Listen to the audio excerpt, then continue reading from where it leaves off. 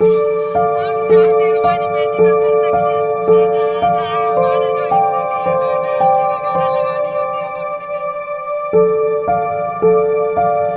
अगर हमसे एक सवाल पूछा जाता है कि 5 साल बाद आप अपने आप को कहाँ देखते हैं, पर क्या किसी ने हमसे ये पूछा है 8 साल बाद निर्भया केस के आप अपने आप को इस देश में कितना सुरक्षित महसूस करते हैं? हाल ही में हाथरस रेप केस के बाद लोग सड़कों पर उतर आए न्याय की मांग करते हुए। ये तो कुछ केसेस हैं जो हमारा मीडिया कवर करता है और हमें पता चलते हैं, पर बहुत सारे ऐसे केसेस होते हैं सेक्सुअल असॉल्ट के जो अनरिपोर्टेड होते हैं। हाल ही में एक सर्वे द्वारा एनसीआरबी के ये पता चला था कि 4 लाख से ज्यादा केसेस हैं जो कि under the category of crime against women में है। But what about crime against humanity? क्या रेप जैसा क्राइम सिर्फ क्राइम अगेंस्ट वुमेन है? It's not against the humanity. 8 साल बाद भी हम अपने आप को वहीं पाते हैं जो 8 साल पहले थे। कुछ चेंज नहीं हुआ है। हाँ, निर्भया के केस के बाद एक कमेटी फॉर्म हुई थी जिसका नाम था जस्टिस वर्मा कमेटी। उसने बहुत अच्छे रिकमेंडेशंस लाए थे, क्रिमिनल लॉ में चेंजेस हुए थे, अमेंडमेंट हुए थे, बहुत अच्छे रिफॉर्म्स लाए थे और कुछ उसमें से इम्प्लीमेंट भी हुए हैं।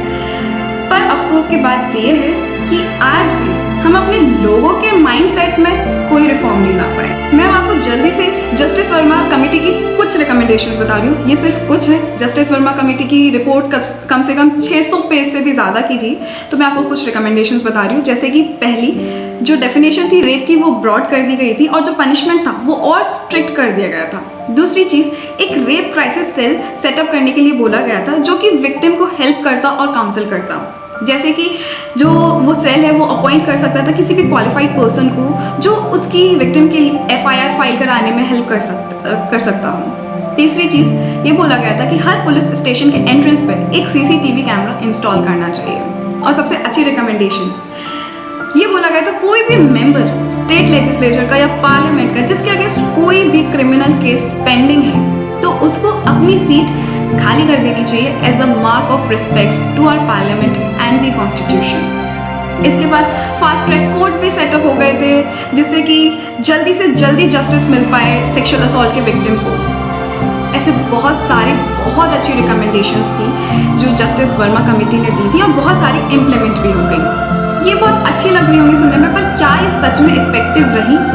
अब 8 साल आप बाद देखिए, अभी भी कुछ चेंज आया है हमारे लोगों के माइंडसेट में, हमारे जो नंबर ऑफ क्राइम है उसमें कोई चेंजेस आए हैं? 15 साल की लड़की हो जाए उसका बाद में बलात्कार नहीं किया जा। क्या कहता है फिर उनकी दोनों भाई रजाबंदी। कहावत है कि एक हाथ से ताली नहीं बजती, दोनों बजते हैं जिस बजते से यार। जो से कहना मेरा लड़का लड़की गलती करे हैं तो लड़के को खाली भागीदार क्यों माना जाता है? लड़की को घर बिठा देते हैं, लड़के को जेल भेज देते हैं। हाँ, रेप के केसेस में भी लड़कियों की गलती होती है। लड़कियों की भी तो कुछ गलती होगी जब भी तो रेप होया है। रेप के केस में टीचर्स कहते हैं कि इसमें लड़की भी गलती करते हैं। लड़कियां लड़कों को देख के स्माइल करती है तो अगले को ऐसे लगता है कि हमारी से आकर्षित हो रही है, इस वजह से रेप होता है। 2012 के बाद भी 2013 से अगर हम देखें 2020 तक लेके बहुत सारे केसेस आए जो शायद जिनके नाम आपको पता है, जैसे Kathua rape case, Unnao rape case या Shakti mill case, Hyderabad rape case. ये बहुत ऐसे नाम है जो बहुत हाईलाइट करे गए थे, जिनको जस्टिस मिला और जिनका हमें जस्टिस पता है कब मिला, कितना टाइम लगा। और फास्ट ट्रैक कोर्ट जो कि हमें स्पीडी जस्टिस के लिए सेटअप हुए थे, पर बहुत सारे ऐसे केसेस हैं जिसमें 7 साल लग गए हैं, जिसमें 3-4 साल लग गए हैं।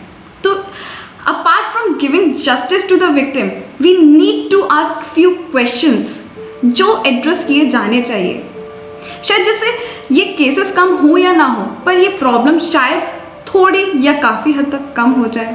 पहली चीज़, क्या हमारे पार्लियामेंट और स्टेट लेजिस्लेचर कंप्लीटली फ्री है उन लोगों से जिनके अगेंस्ट कोई भी क्रिमिनल केस पेंडिंग नहीं है? तो रियलिटी तो हम सभी को पता है, पर एक चीज़ जो गौर देने वाली है वो ये है, जो उन्नाव रेप केस का मेन अक्यूज था वो फॉर्मर मेंबर था लेजिस्लेटिव असेंबली का। हम पहले से तो नहीं पता लगा सकते कि कौन आके जाके प्रोस्पेक्टिव ऑफेंडर हो सकता है किसी क्राइम का, पर एटलीस्ट हम वो क्राइटेरिया इतना हाई तो सेट कर सकते हैं कि ऐसे लोग वहाँ तक ना पहुँच पाए। दूसरी चीज़, क्या स्ट्रिक्ट पनिशमेंट से जो नंबर ऑफ केसेस हैं वो कम हुए हैं? तो एनसीआरबी की एक रिपोर्ट द्वारा पता चलता है कि 2017 से लेकर 2019 तक जो क्राइम अगेंस्ट वुमेन है वो इंक्रीज हुआ है, डिक्रीज नहीं हुआ। तो ये बात तो पक्की है कि पनिशमेंट से क्राइम डिक्रीज नहीं होने वाला है। तो हमें ज़रूरत है लोगों के माइंडसेट को चेंज करने की। तीसरी चीज़, क्या पुलिस कोऑपरेट करती है रेप विक्टिम के साथ?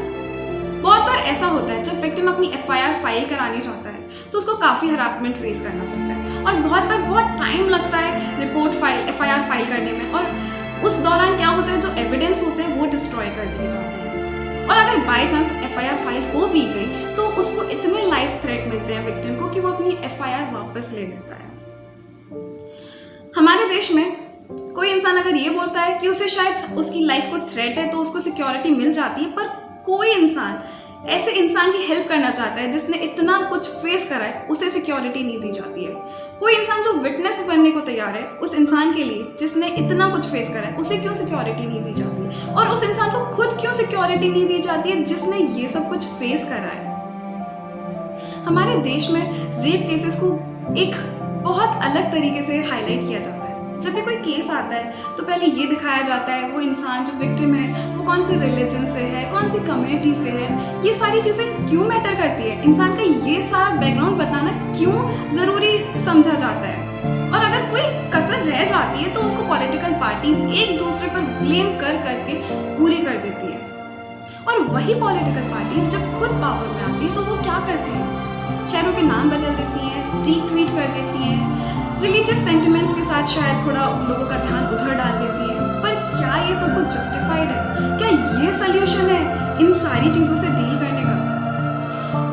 मेरा ओपिनियन ये है कि बहुत सारी चीज़ें जो इम्प्रूव करने की है पनिशमेंट के अलावा, जैसे लोगों का माइंडसेट। पर एक चीज़ हर इंसान के लिए ना सेल्फ डिफेंस की ट्रेनिंग बहुत ज़रूरी है, चाहे वो मैन हो विमेन हो, सबके लिए। क्योंकि ये क्राइम सिर्फ अगेंस्ट वुमेन नहीं है, it's a crime against humanity. Schools में सेक्स एजुकेशन और self defence training I guess compulsory कर देनी चाहिए। आप लोग भी प्लीज़ कमेंट सेक्शन में मुझे बताइए और क्या तरीके हैं जिससे ये सारे चीज़ें कम हो सकती हैं, क्राइम कम किया जा सकता है। Thank you.